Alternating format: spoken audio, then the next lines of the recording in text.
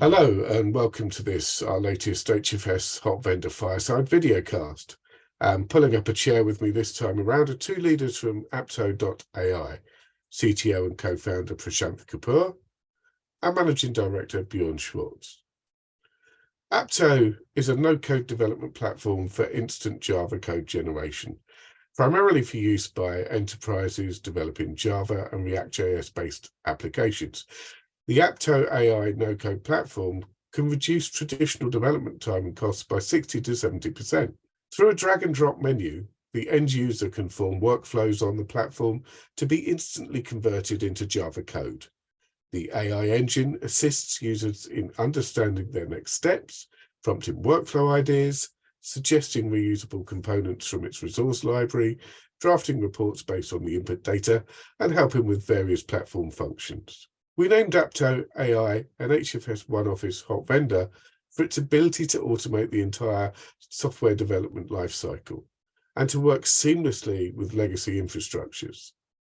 This aligns with HFS One Office goal of eliminating internal silos and infusing automation across the value chain. So welcome, gentlemen. And my first question is going to Prashanth. How would you describe what Apto is actually delivering and who for? So Apto is an AI engine that is trained to think like an architect, write code like a developer, test like a QA, build like a build engineer, and deploy like a DevOps. So it's trying to replace all the aspects of SDLC. This engine is going to replace all those. And the end output is going to be an enterprise app. It'll be a web app, a mobile app. Mobile app includes iOS and Android, and also APIs that you can use to connect with other systems. So that's the end output. So it's a complete end-to-end solution for an enterprise. So Bjorn, who's buying this and what do they typically use it for? And are you having to partner with people, or are you making this a direct sales opportunity? Basically, everyone who uses Java or React.js is a potential customer. Now, that's quite a wide definition. So when we're speaking to clients and leads, they see pain points in the current or the traditional way of software development. Software developers are hard to find. If you can find them, they are quite expensive. If you can find them and you can pay them, they are overqualified for writing code line by line. They can do things that are more exciting for them, more productive, and creating higher value for the client or the end client, and also for the company that is employing them. So we can help break up that. It's not a magic. It's the opposite of a magic triangle. So we can help to break that up, and we can train someone within 2 to 3 weeks to be at a level of 95% of a fully qualified Java engineer. So that opens up a new demographic for potential developers. And we also help. It's not just about cost. It's also about time to develop. So you alluded to saying 60 to 70% faster, which means it's 3 to 4 times faster than what you're doing at the moment. And that opens up new possibilities. So at the moment, a lot of outsourced development, software development is simply a cost play. And if your main selling point is that I am cheaper than the rest of you, you can bet that someone else will come around and undercut you. Maybe tomorrow, maybe next week, maybe next month, but definitely pretty soon. So as a software development company, you should think about what else can you bring to the table. And then if you are all of a sudden 4 times quicker than before, you and your client will become more agile in software development, but also in what you're developing the software for. So you become an integrated part, or you can become an integrated part of their ecosystem. And then it's not just about cost anymore. It's quality, delivery, and so on. So you're in a much better position to talk to your clients and to become partner with them rather than a supplier. And going back to the other question, we're going mainly direct, but we're also looking into channel opportunities. We're also thinking about partnering with these outsourced software development agencies, because sometimes clients come to us and say, we buy what you're doing, it's great. Can you start tomorrow building ABC for us? And sometimes we need to politely decline and saying, well, we're not a mobile app development company. We enable this, but the execution, we're looking for partners. And again, this would then be a true partnership rather than just saying, oh, you're a channel partner. Here's X%, go and sell.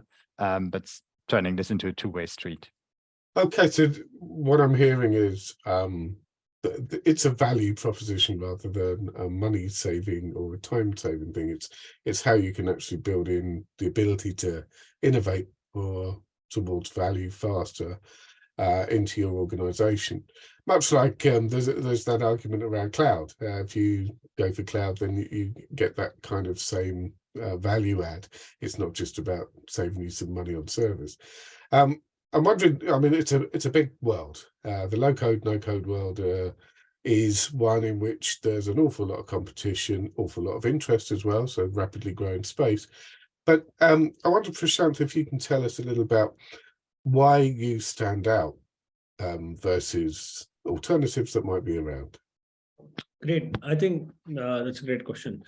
So if you consider the way we started, it was very much similar to all those tools out there. That is, we looked into the HR tech domain and we went deep into it. We trained our engine to write code in the HR tech domain. Pretty soon we learned that the HR has no control over the budget, over the technology, and wherever we went for a demo, the tech folks used to come around and say, hey, can it also do this? Can it also do that?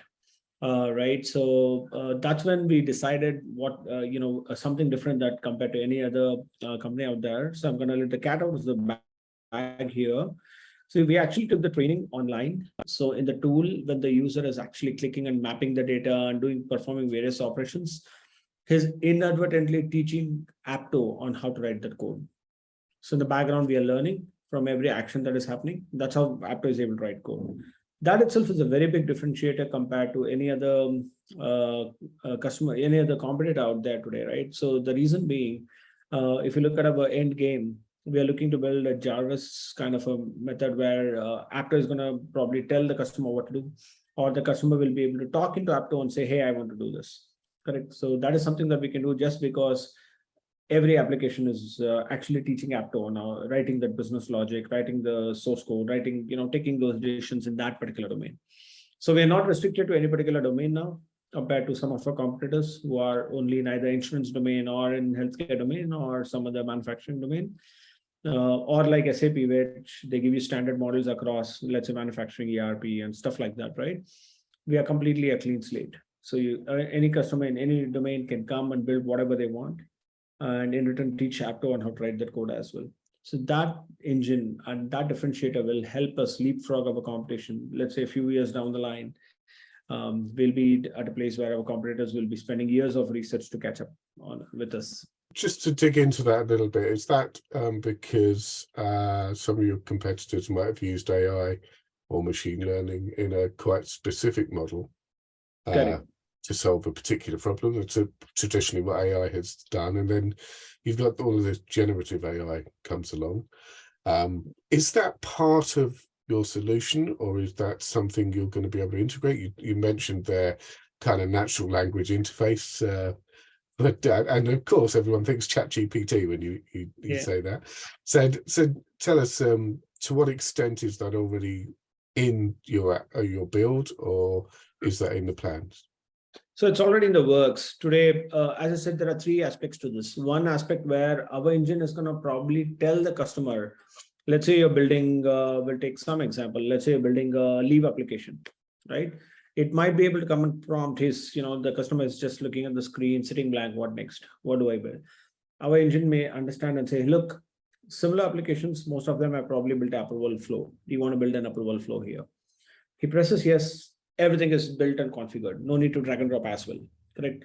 And he can just go and modify to his needs, right? That's one part of it.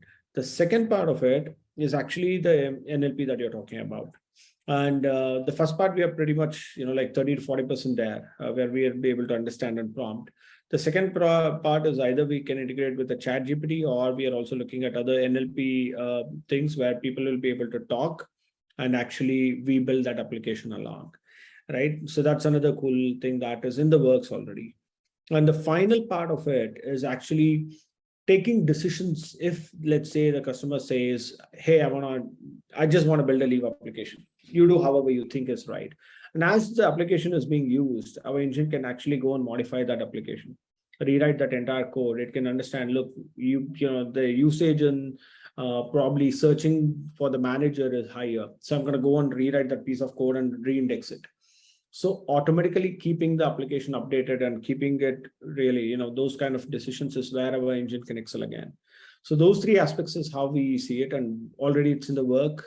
And especially the NLP side, hopefully 1 or 1.5 years down the line, we should have an excellent, we'll be in an excellent place where we'll have enough data to actually, understand what the user is trying to do.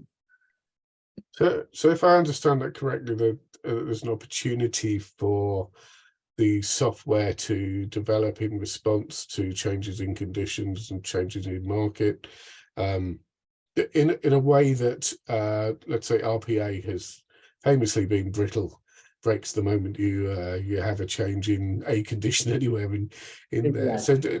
there. So is what you're building something that has the flexibility to handle that change, basically? Exactly. So I today it's doing it already. If you see the way it works, I'll give you an example, which happened with a customer of ours. So they have this document creation or a contract creation application where they're generating a contract. Now, to generate this contract, a lot of data is being fetched from SAP and other areas, right? And it's stored in a database, and a lot of massaging happens. Now, as this was being used, a lot of search was happening across the board. So they were searching on like 10, 20 columns. So as it progressed, our engine took a decision that, hey, putting this in an Elasticsearch will be faster compared to doing in a database. So without the user intervention, without anybody telling, it took the decision and automatically started indexing there.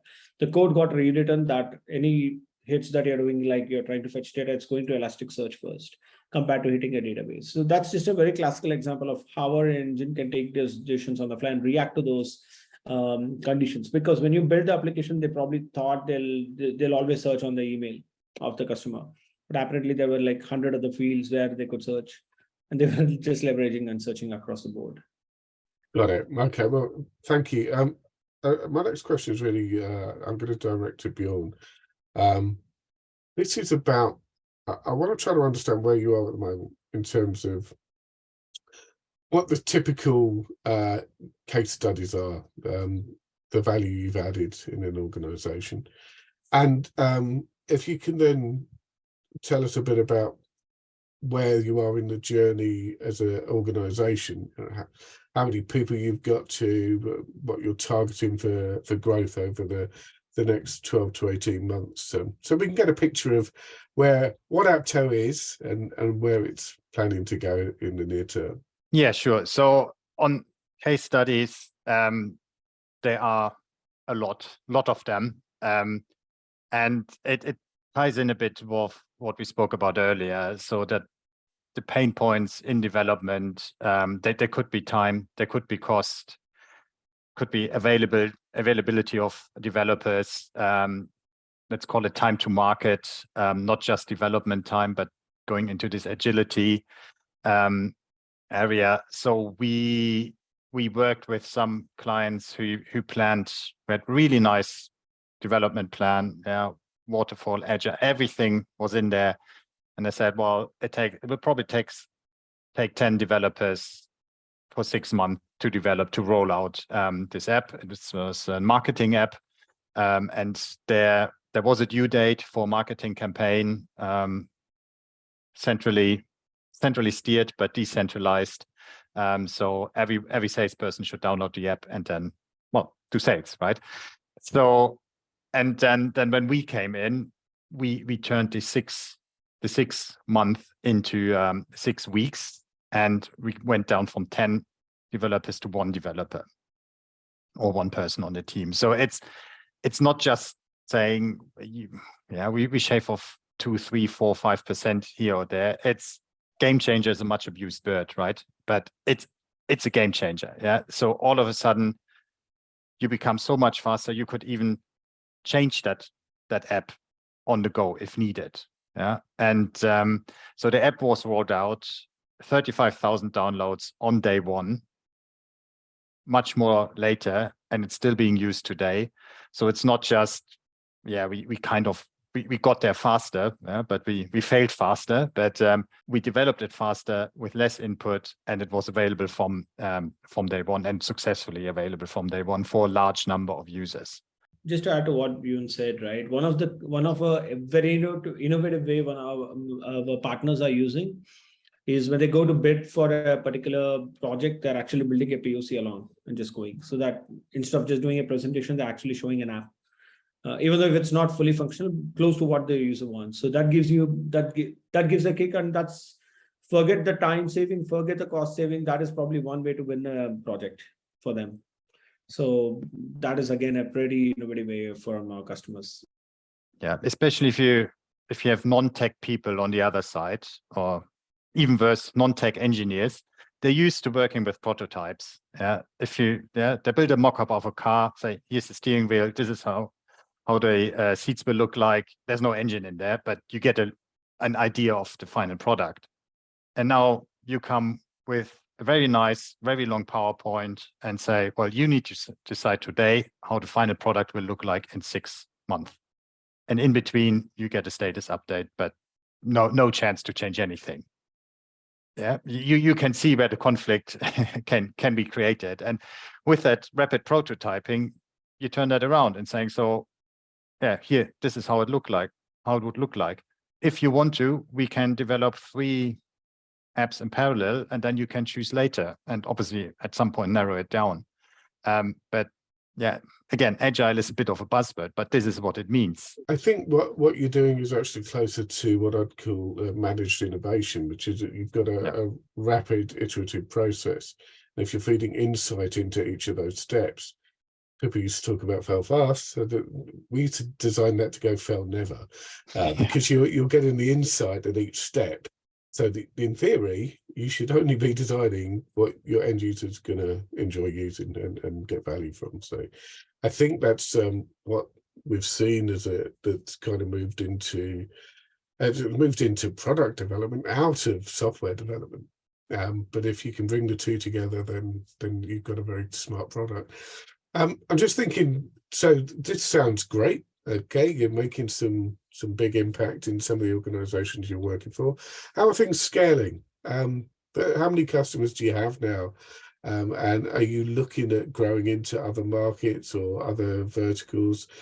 What's the plan for growing the business? So the plan for this year is roughly doubling the company on the main metrics. If it's more, we won't complain. We're in a way we're industry agnostic, as alluded to earlier, and we're also not really looking into geographies. So we want to. This is completely non-tech. As a company, we should focus a bit on certain countries. Else, the admin part will get a bit too complex. We made some good inroads in Europe at the moment.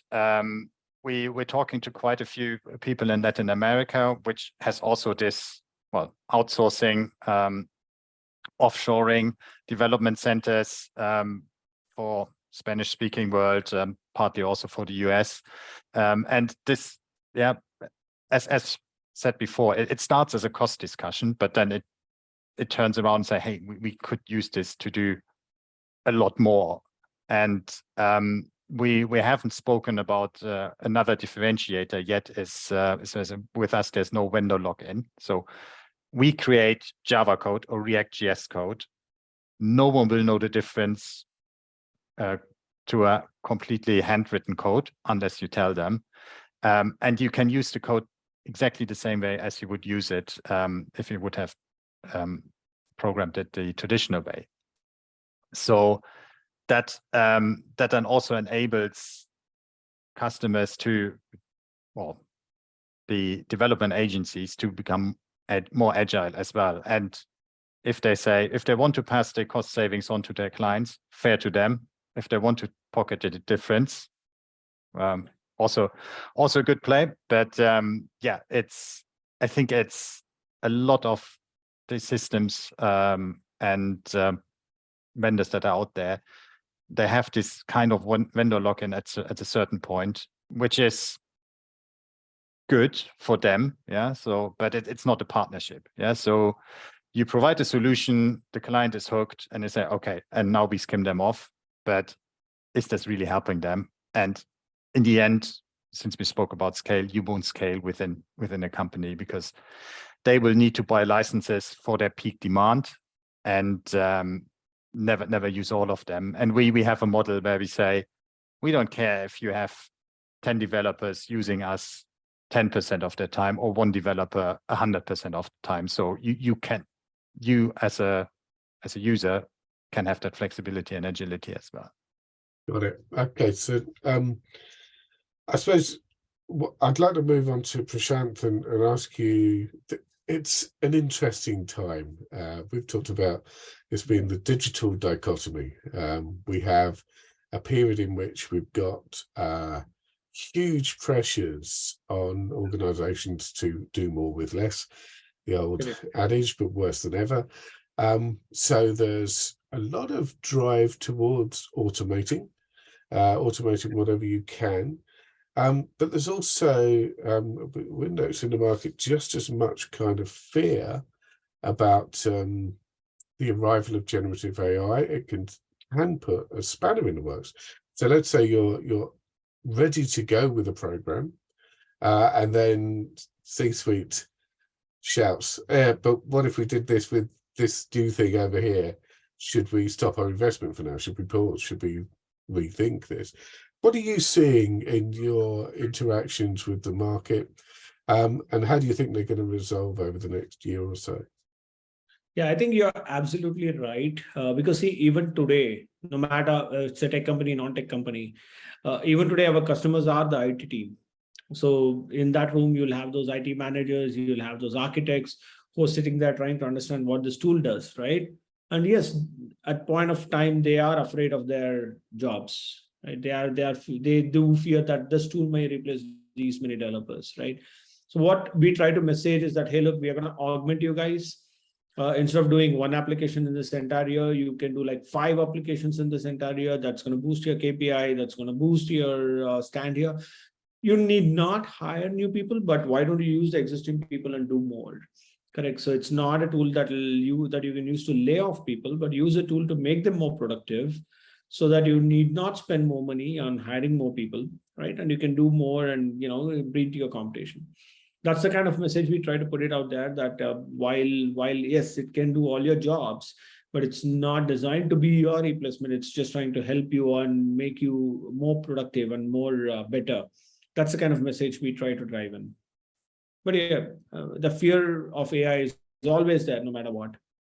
And I wonder how you see the business developing over the next 2 to 3 years, and what's your ambitions for Apto?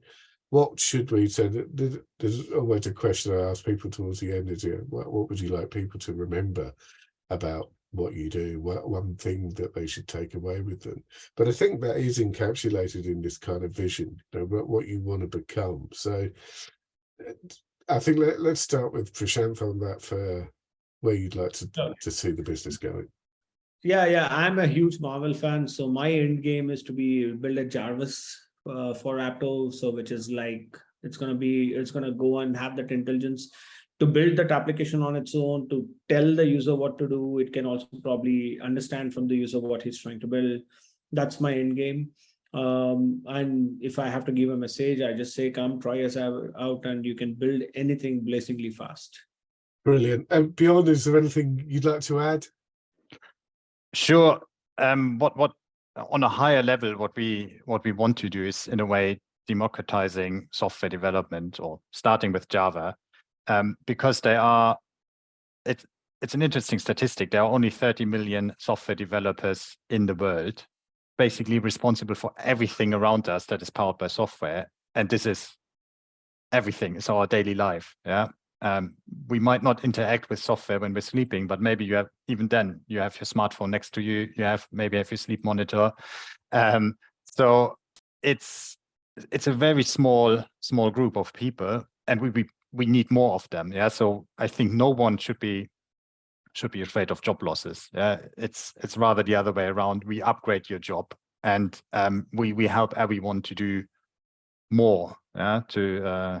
Let's be hopeful and say technology is there for the better of mankind. So why not accelerate that, and help solve some of the problems that need to be solved by technology, or that can be solved by technology, which in the end needs software, which in the end needs developers.